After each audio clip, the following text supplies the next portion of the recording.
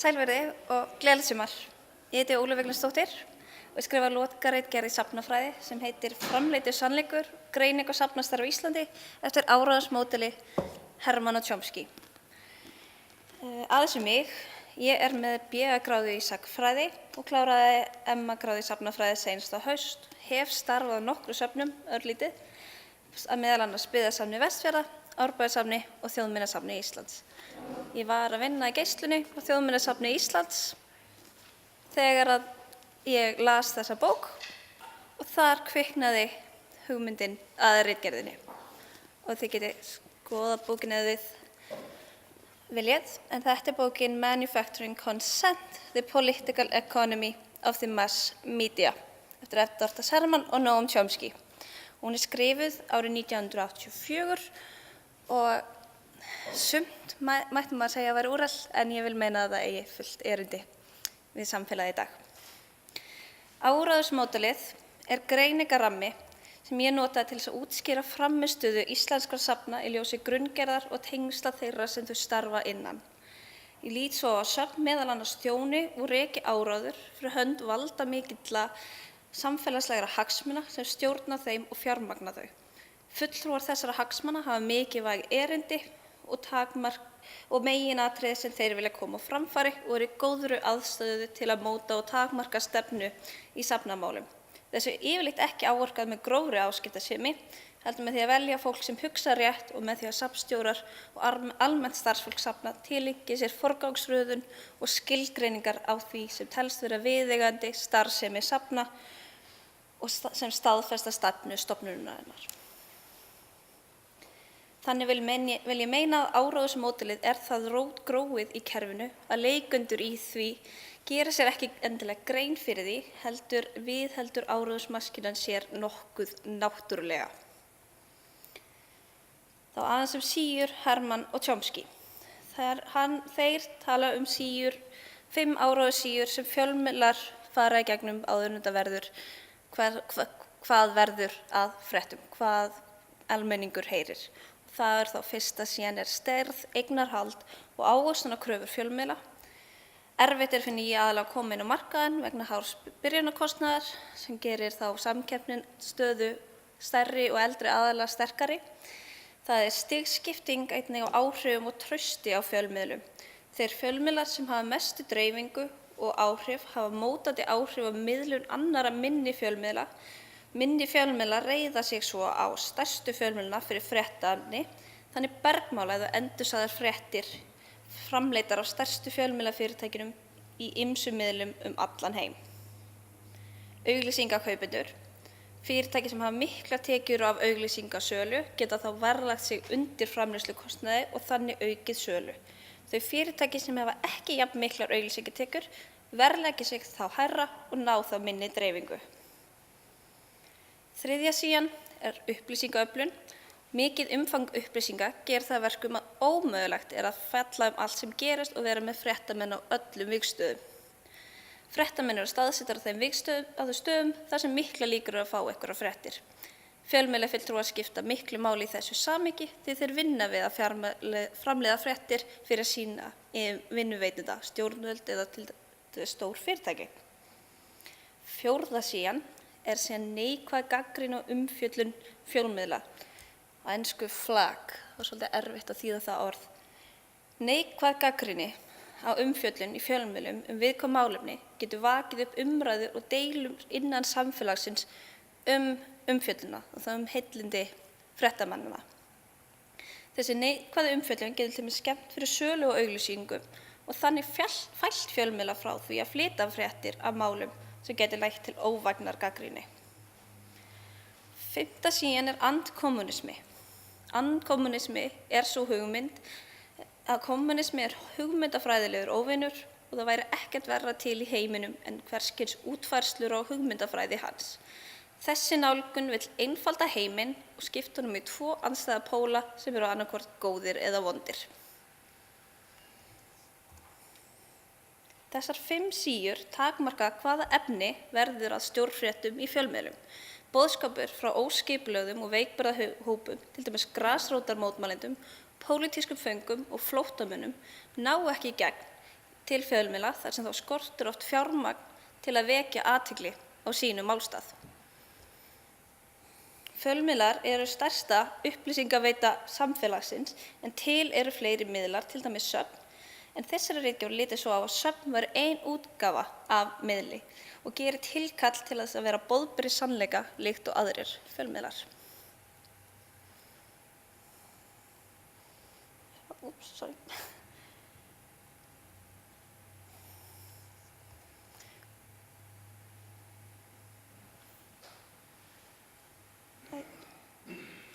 Fór eitthvað vitlaust í mér. Söfn gera tilkall til sannleikans, meðal annars með því hvernig sagan sögð og leikin á söfnum. Kevin Walls skrifaði hvernig framfaragoðsögnin lifir góðu lífi á söfnum og hvernig sýningar á söfnum taka sér áhrifavald yfir sögunni.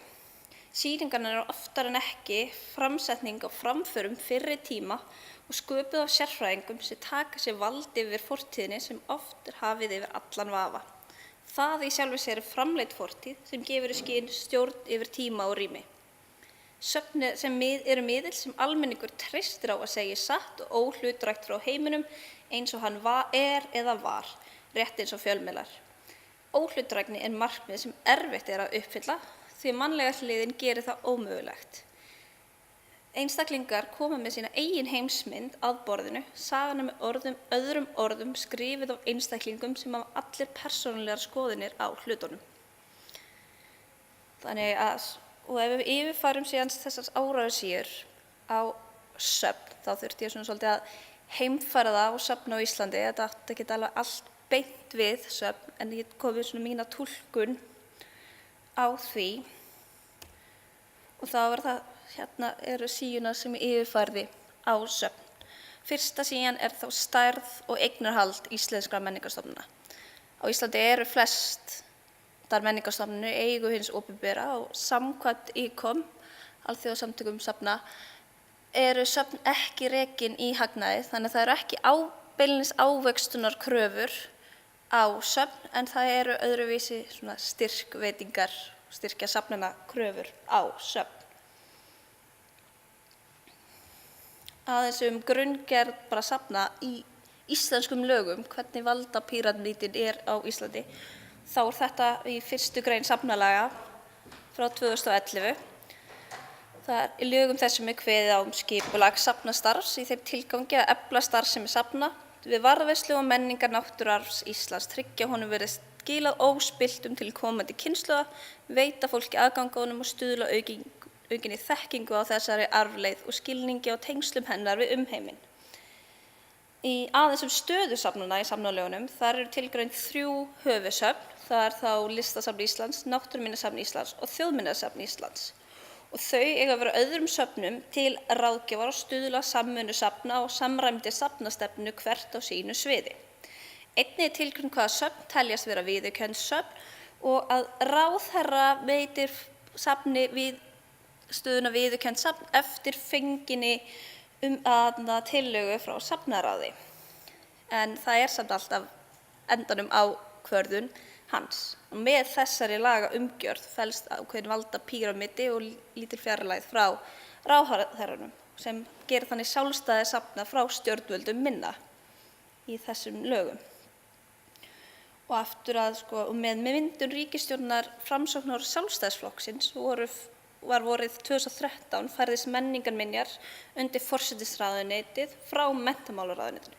Skrifstofa menningararfs tók til starfa vorið 2014 í forsætisráðuneytinu og þar var markmiðið að undirbúa mótun og stefnun á sviði menningararfs og menningarminja, verndun þjóðminja og þjóðarverðmynda og höfð umsjón með framkvæmd hennar samkvæmt vefsíðu forsætisráðuneytisins. Þessi tilfærsla var töluvert gagnrýnd. Njörður Sigurjónsson, lektor í menningarstjórnun, spyr hvort fella eigi úr gildi meginregluna hæfilega fjarlægð á milli stjórnmálamanna og úthlutunar almannafjár til menningarstarfsemi.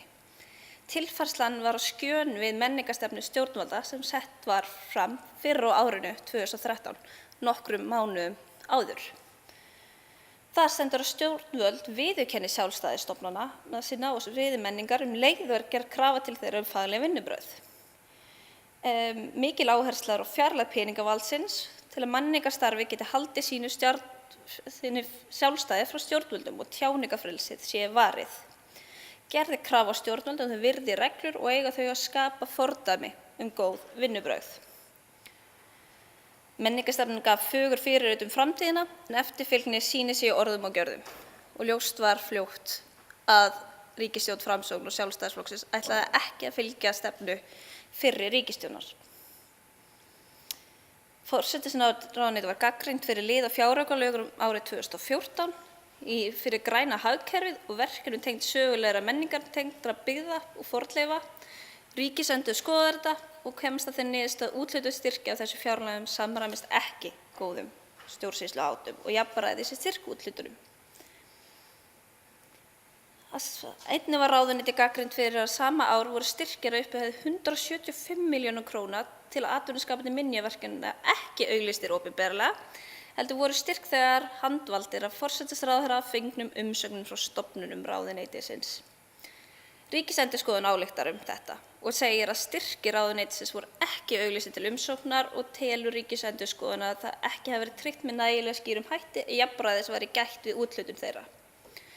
Flest söfn reiða sig á opinbera styrki mjög mikið og eru í samkeppni sín á milli úthlutunar úr sameiginlegum sjóðum, til dæmis safnasjóði og ýmsum menningarsjóðum. Þegar styrkir eru ekki auglýstir til umsóknar ekki gætt jafnræðis við úthlutun þeirra, erfitt fyrir þá sem eftir sitja að átta sig á því af hverju fá ekki styrk.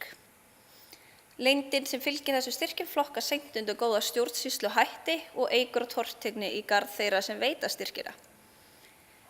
Fyrsta síðan stærð eignarhald og ávöxtunarkröfur fjölmiðla yfirfærð á söfn ríkið og sveitarfélög oftast eigendur safna og gera ákveðna kröfu til þeirra varðandi rekstur þeirra. Fjármagn safna af skornum skammti og mikil krafa aðhald í rekstri frá eigendum og það sérstaklega við smærri söfn sem eru ekki á fjárframlögum frá ríkinu.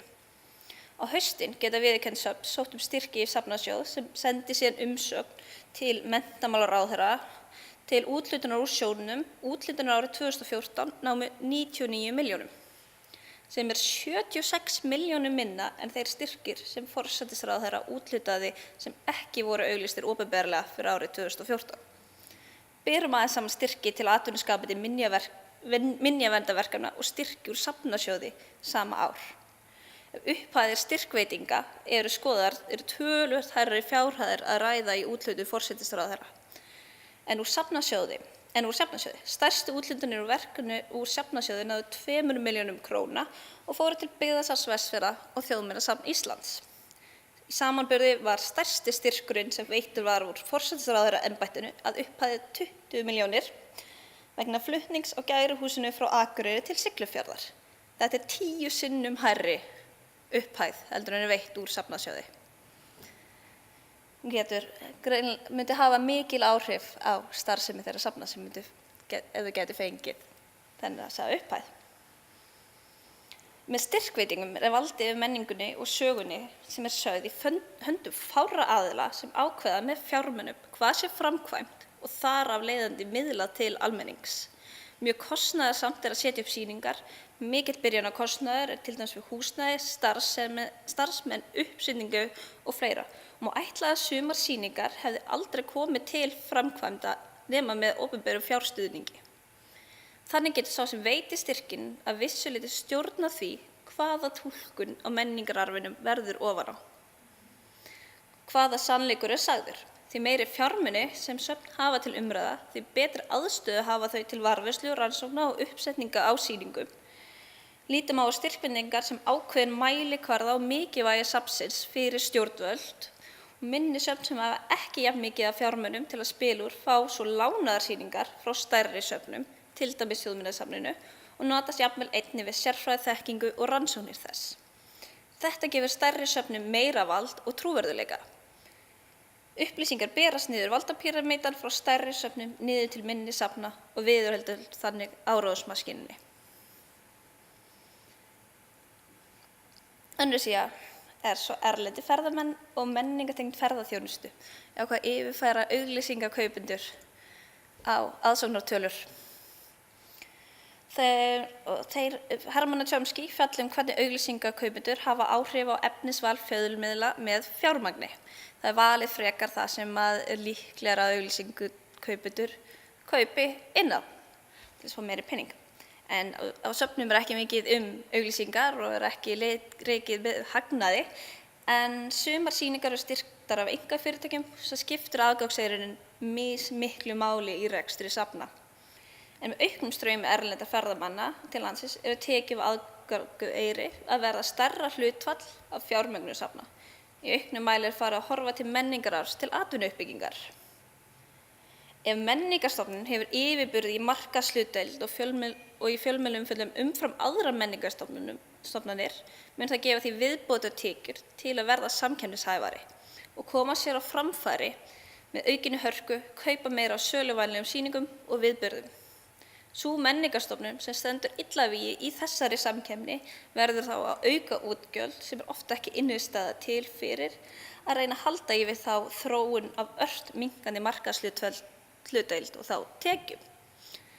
En það sem mér fannst líka hættulegt við þetta er hvernig reglulegar hagsmunir ferðaþjónustunnar og atvinnuuppbyggingar nefndar í stjórnmálaumræðu menningararfinn og er þá hætta á fjármagn, svo það eru litið styrkir, fari frekar í menningarstarf sem hægt er að selja ferðamönnum, ekki virði rannsóknina eða fyrir almenning.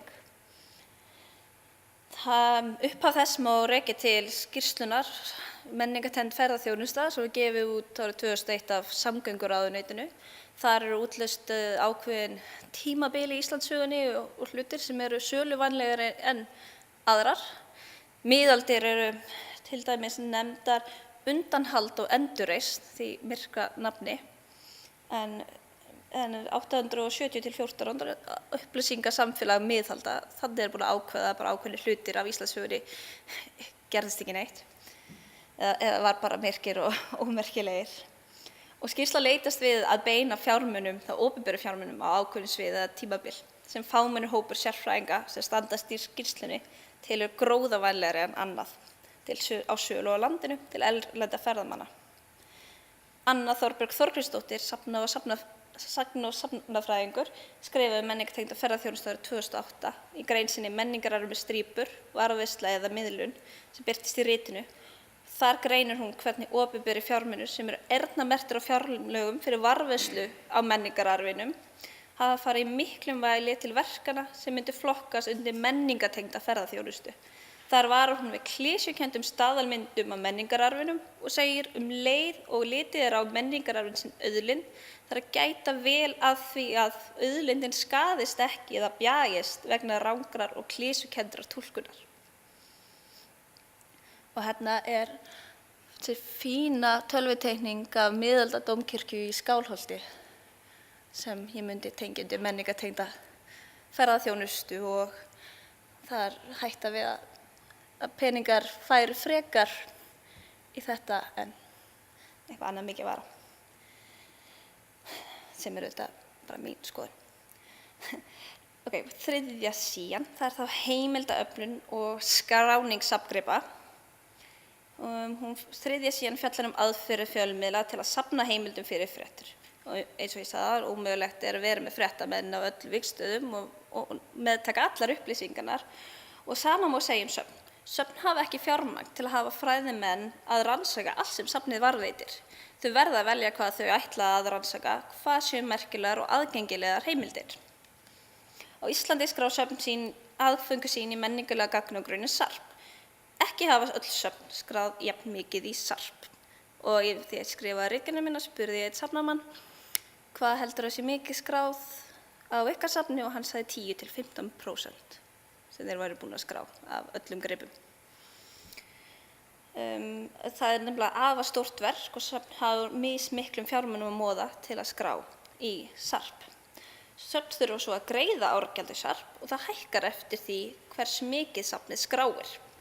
Að skrá í SARP er gríðarlega tímafrekt og þú þarft sérhæft starfsfólk til að sinna þeim verkum og þá virðist skráning í SARP oft sitja á hakanum í daglegum rekstri. Þar sem mikið er að gripum á söfnum og litið hlutfall skráð í SARP vill tilhneigingin vera sú að velja merkilegustu gripina til að skrá. Þannig eru söfn einnig dregin inn í samband við upplýsingar og þá sem veita þær og hagnast það samband báðum aðilum. Og þá ef það lítill tími til að skrá í SARP, þá minni tími fyrir raun og veru efa og spurningar. Þú kannski skráir það frekar bara gagnrýnislausar upplýsingarnar sem að gefandi veitir inn í SARP vegna tímaleysis. Sömu sögu má segja fornleifarannsóknir, þar sem mikið órannsakað og mjög kostnaðarsamt að fara út í þær og ómögulegt án styrkja. Þar má sjá tilhneigingu fræðimanna til að réttlæta kostnaðinn við rannsóknir fyrir stjórnvöld að það nýtist ferðaþjónustunni. Og sem dæmi má nefna að Katrín Jakobsdóttir, fyrrverandi menntamálaráðherra, sagðist vilja efla fornleifasjóð í fjárlögum til dæmis vegna mikilvægi fornleifarannsókna fyrir ferðaþjónustuna. Þarna þarf að réttlæta kostnaðinn við rannsóknina með að muni gagnast ferðaþjónustunni, ekki að það muni gagnast fornleifarannsóknum Íslands sögunni, menningararfinum til frambúðar. Þarna erum við að tala opinbera styrki.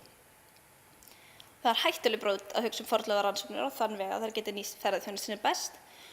Og þá verður opnað fyrir þann möguleika að þær rannsóknir sem bjóði ferðamönnum gott aðgengi myndi freka frá styrki.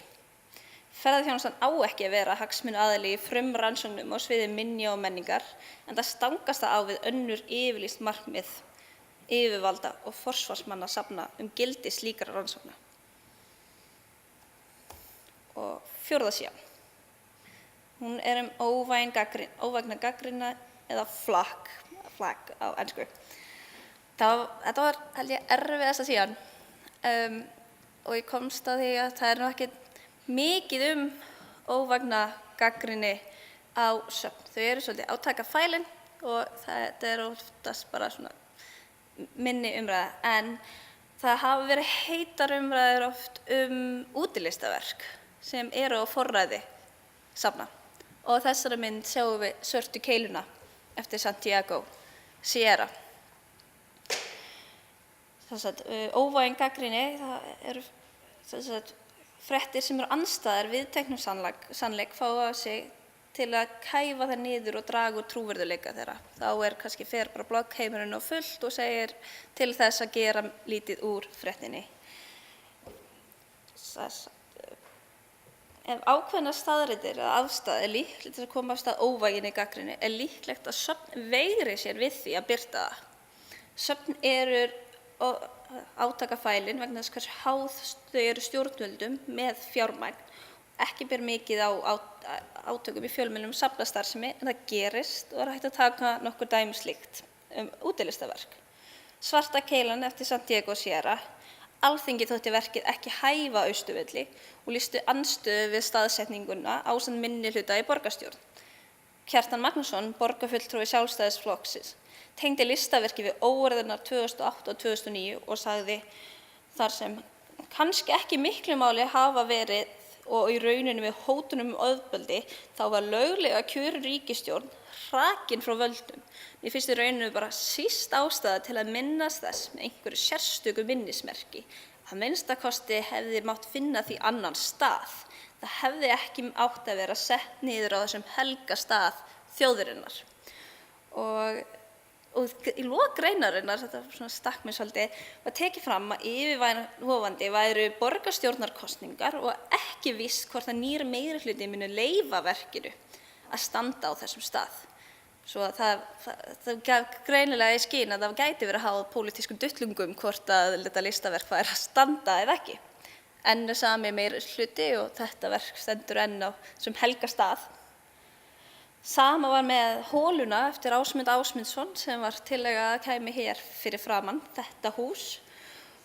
Hafþór Ingvason, fyrrverandi forstöðumaður Listasafns Reykjavíkur, hann var nú ekki átakafælinn og taldi hann verkið verið áhugaverðir mótsögn við fáan byggingastíl safnahússins og önnur útilistaverk í borginni. Verkið væri einnig gagnrýnið og fengi fólk til að hugsa. Þessu var mótmælt og þetta þótti ekki við hæfi. Af orðróðri sem stjórnmálamanna sjáðu þeir eru ekki endilega á móti ögrandi samtímalist, en þetta svona það sem að Kevin Walls kallaði í sínum kenningum not in my backyard. Þessi list má alveg vera, bara ekki hér. Þetta heilagur staður, þetta ófallegt hús, þetta má ekki. Höfum þetta bara svona aðeins til hliðar, tilbaka á baksíðunni. Þannig að þú vilt ekki hafa þetta of mikið í andlitinu á þér einhvern veginn.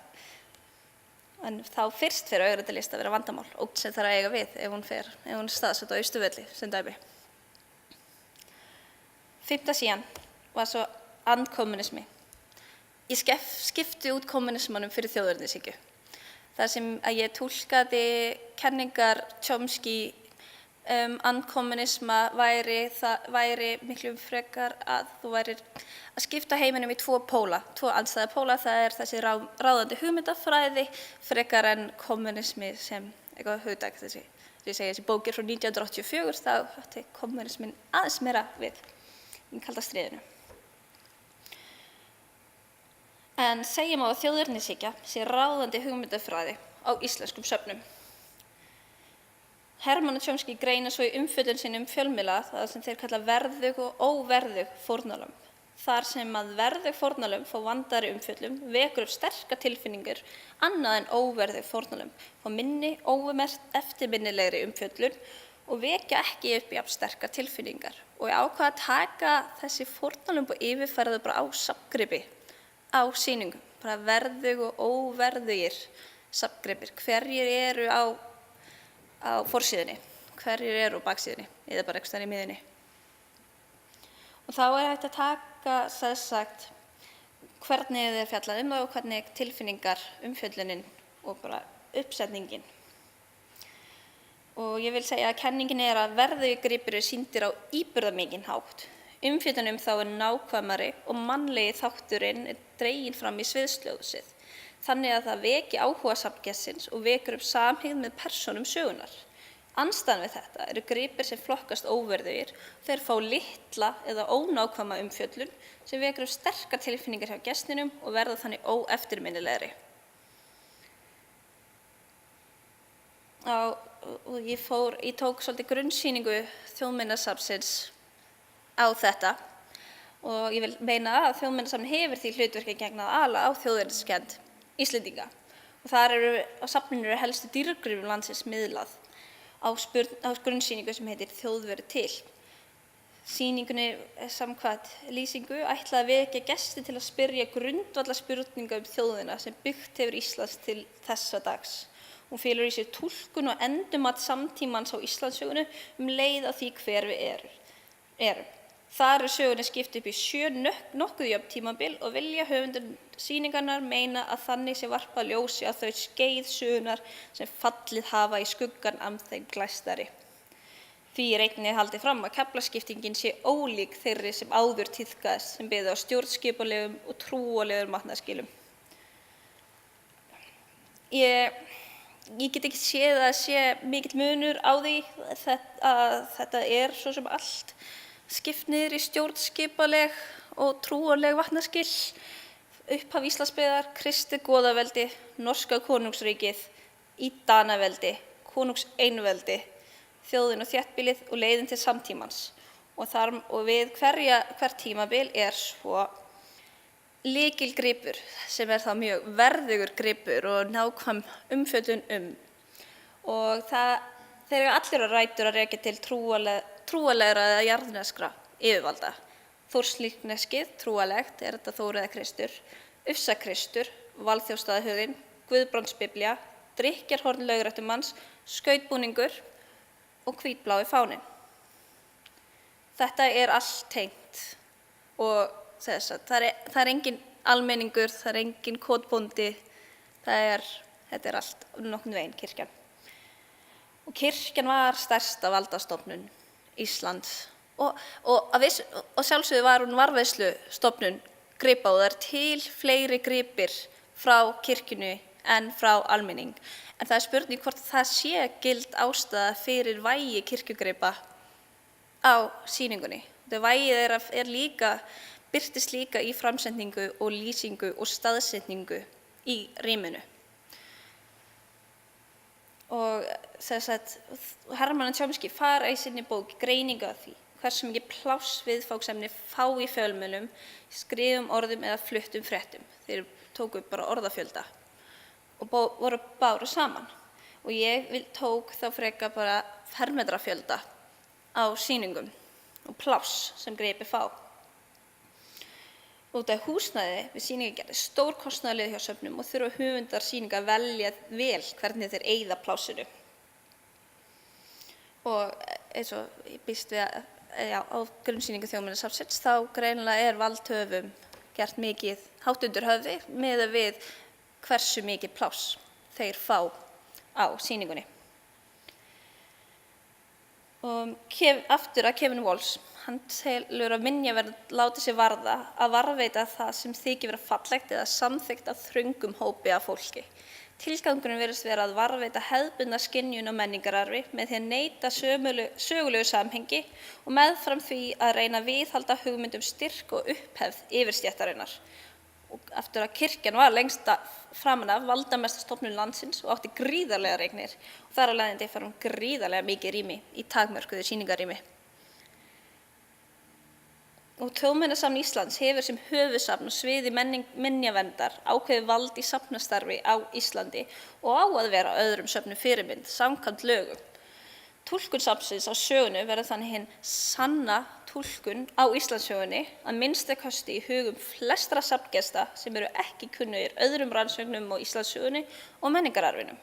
Þar sem sýningin þjónar aðallega yfirstétt og mjög hefðbundin sinni söguskoðun fá gestir þá mynd af Íslandssögunni þóknast sérfræðingum og stjórnvöldum. Og sýningar virðast líka nýjar rannsóknir í sagnfræði, þjóðfræði, menningarfræðum virðast sjaldnast rata inn á sýningar. Bæði sýningargerðin að vissu leyti smá vandamál upp á það að gera. Þetta eru stórir skápar, erfitt að breyta. Sýning sem á að standa í 10-20 ár skrítið að taka ekki tillit til nýrra fræða. Ég álíkta líka að þetta gæti verið vegna átakafælni safnað. Þeir vilja ekki taka þátt í fræðilegum deilum sem fylgja öllum nýjum rannsóknum og bara fræði heiminum. Þannig að þetta verður bara svona stöðnuð saga sem miðluð. Þó að það séu líka varðandi verði og gripi, þá skiptir grunnsýningin bara töluvert meira vægi heldur en stuttar minni sýningar. Og það hún alltaf þarna. Hún raunverulega það sem að móta síðan sannleikann. Þó að það sé gerð tilraun við að koma með litlar sýningar í horninu, þá það ekki, myndi ég segja, nóg. Og já, niðurstaðan var að söfnum á Íslandi gefinn þröngur rammi til að starfa innan, bæði fjárhagslega og lagalega hliðina og rekstri safna. Í orði eru söfn sjálfstæðar stofnanir sem sinna mikilvægu menningarlega hlutverki í varðveislu, rannsókn, miðlun og fræðslu menningararfi, en þegar menningarstarf á Íslandi greint út frá áróðursmódeli Hermann og Chomsky má sjá að söfn eru ekki eins sjálfstæð á borði jafnt og í orði. Mörg söfn berjast í bökkum, fá ekki nægilegt fé til að sinna grunnstarfi safna og þurfa því að sækja sér styrki í það. Stjórnvöld hafa oftast lokað valdi í styrkveitingum þó að fagnefndir eins og safnaráð fundi þá áður og komi með tillögur að styrkveitingum. Söfn eru þá líklegri til að beina þá sínu starfi í þau verkefni sem eru líklegri en önnur til að fá styrki frá þeim sem hafa peningavaldið. Það sem líklegra til að fá styrki eru sýningar sem eru ferðamannavænar eða sýna rétta afstöðu til sögunnar. Stjórna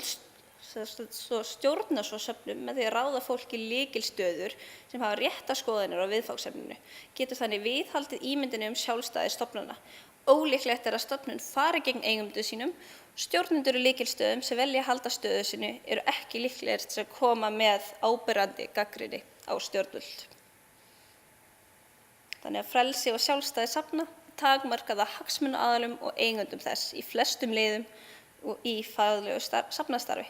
Þannig stjórna eigendur og hagsmunaaðilar því hvað rannsakað, hvað skráð og hverju miðlað í formi styrkveitinga og aðsóknartala. Þannig verður til þessi viðtekni sannleikur sem söfn miðla og þóknast þeim sem verma valdastólana hverju sinni. Já, ef það eru eitthvað spurningar, það bara.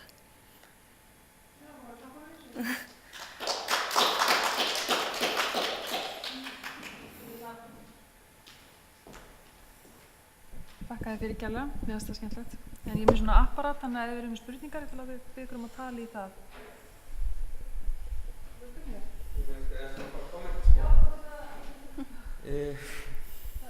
Ég held að sko, ég vinn á listasafni sko, sem sýnir myndlist. Ég held að þetta sé ekki alveg rétt greining hjá þér sko, hvað var það styrkveitingar, allavega ekki í myndlistabransanum. Þar held ég að svona valdapíramídin sé aðeins öðruvísi. Það er ekki satt sko að þessi stærstu styrkir eins og segja myndlistasjóður, styrkir frá Kynningarmiðstöð íslenskrar myndlistar og safnasjóði, þetta er ekki undir duttlungu menntamálaráðherra eða pólitíkusa. Þetta er í rauninni að mestu leyti myndlistafólk eða listfræðingar eða fólk svona kannski innan úr bransanum sem í rauninni raða niður og velur þessi styrki sko. Það er engin aðkoma. Nei, það er bara að mörgu leyti, ég myndi allavega ekki segja það sko, þannig að þú veist, valdastruktúrin er að einhverju leyti öðruvísi sko, og sama náttúrulega við til dæmis innkaupanefndir sko listasafnana.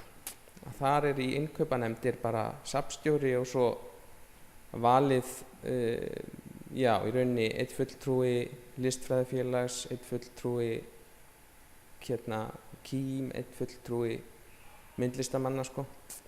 Þannig að ég held svona að þú veist, það er bara svona áhugavert að átta sig held ég á því sko, þú veist, það er einhvern veginn öðruvísi valdastruktúr sko, þú veist, hann er kannski ekki ofanfrá, hann er kannski svona einhvern veginn innan úr, skilurðu? Já, ég skilur þið. Það er bara svona komment. Já, ég svari þetta. Nei.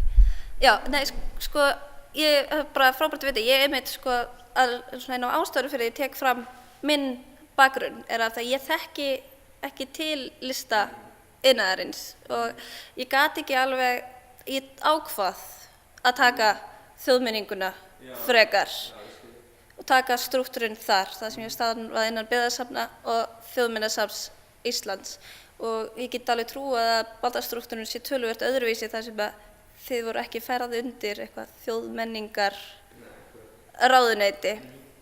Það er auðvitað misjafnt hvernig þetta en það er magna hvað er stjórnað með peningum.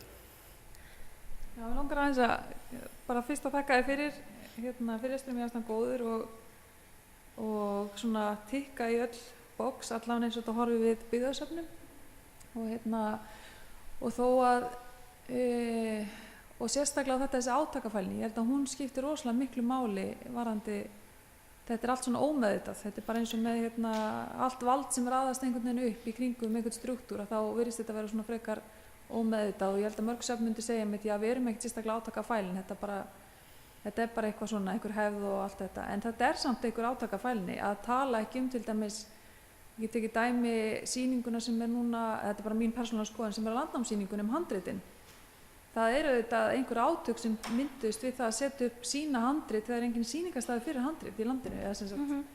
Og þá er þetta ekki bara eitthvað, en sýningin er bara svona, það er bara að vera að sýna handrit en það er ekkert fjallað átökin við þá staðreynd að það er engin sýningarstaður eða hvað þetta þýðir að sýna okkur þessi eða þá þetta samtal listamannsins við handrita sérfræðingar til dæmis, hvernig þeir vilja miðlast, þannig að það er mikil átakafælni en eins og með styrkveitingarnar, fólk er ekki að rugga bátnum þegar að krafan sjálfsaflafé er svona sterk og að mögulega sko að söfn eru rekin í gegnum styrki.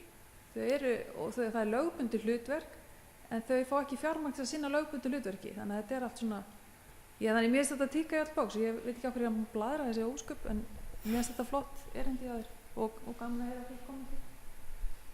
Fleiri sem vilja það er alveg mjög áhugaverð umræða og skemmtileg. Já. Vilt þú bæta einhverju við? Nei, ég held ég sé bara. Ertu sett búin? Ég held ég sé búin. Má ég spyrja þig, hvernig fannst þér að vera að fjalla sýninguna eða að vera að horfa á þetta frá þessum augum sem fyrrum starfsmaður Þjóðminjasafns? Ég sko byrjaði að skoða þetta sem starfsmaður Þjóðminjasafnsins, þá labbaði ég með bókina þegar var lítið að gera og skoðaði sýninguna og ég las alla textana og ég greindi þetta út frá bókinni og síðan sko ég held að það hafi hjálpað mér að vera fyrrum starfsmaður Þjóðminjasafnsins og einnig starfsmaður byggðasafns út á landi, það er allt önnur dýnamík á þessum mismunandi söfnum, sko. Þannig að ég hugsa alltaf vel til Þjóðminjasafnsins og allt það, en það magnað að horfa á þetta með svona fræðimannaugunum. Sérðu fyrir þér að söfnin séu ánægð með þessa greiningu? Ég er ekki svo viss. Af hverju ekki? Ég veit ekki hvort þetta sé óþægilegur sannleikur eða hvort þeim finnst eða bara rósamála mér. Eða frelsandi sannleikur. Já, Kannski kannski. þetta frelsandi Ég veit sannleikur. ekki, ég hef ekki fengið ekki neitt komment á þetta. Ekki gott eða vont.